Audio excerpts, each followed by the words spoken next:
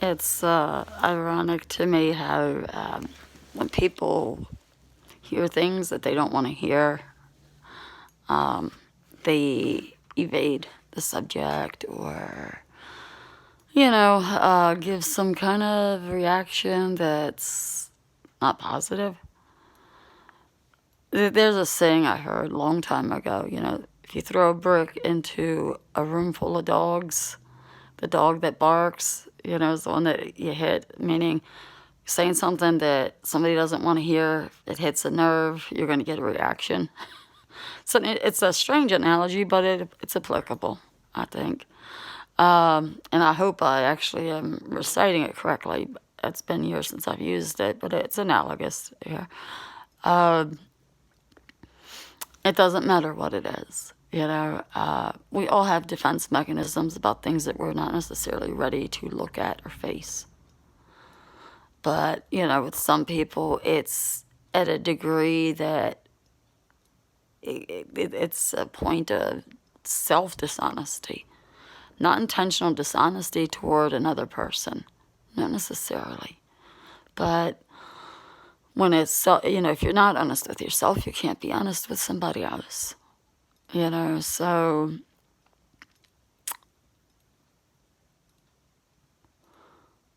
I just, I had to confront somebody about something. I said, telling half truths or omitting something from something that happened is not truthfulness. Doesn't equate to truthfulness. The act of omission or leaving out bits and pieces,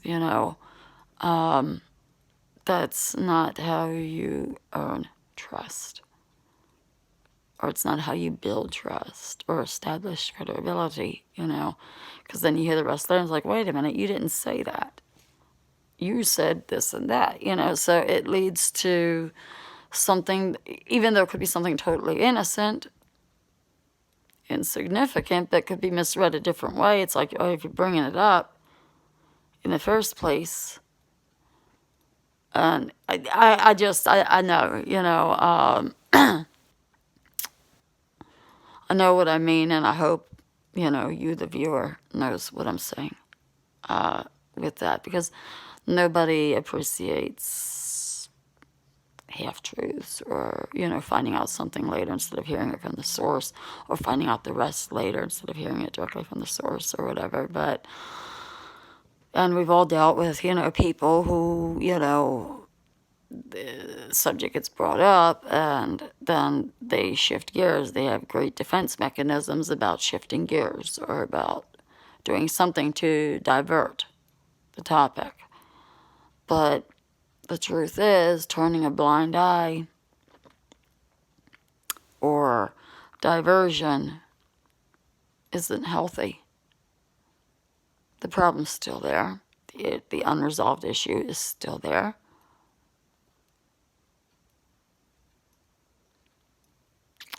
Any kind of relationship, whether it's friendship, intimacy, family, friendship, or, faced with these things, I'm talking about relationships in general.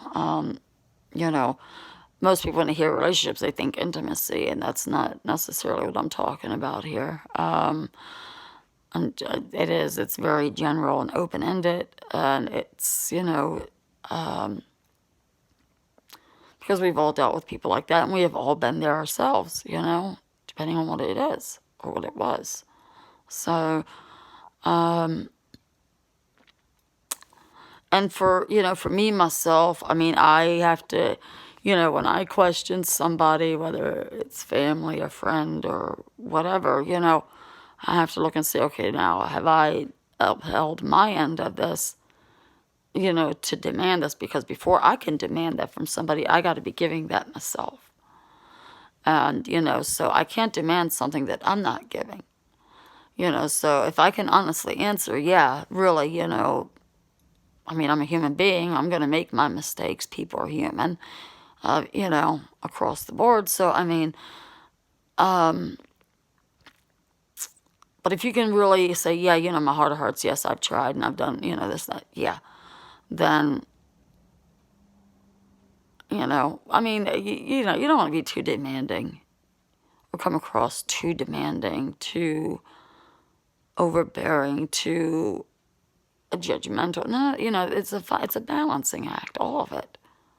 All of it. And the things that we demand, the things that we expect, you know, and what we give, it's, it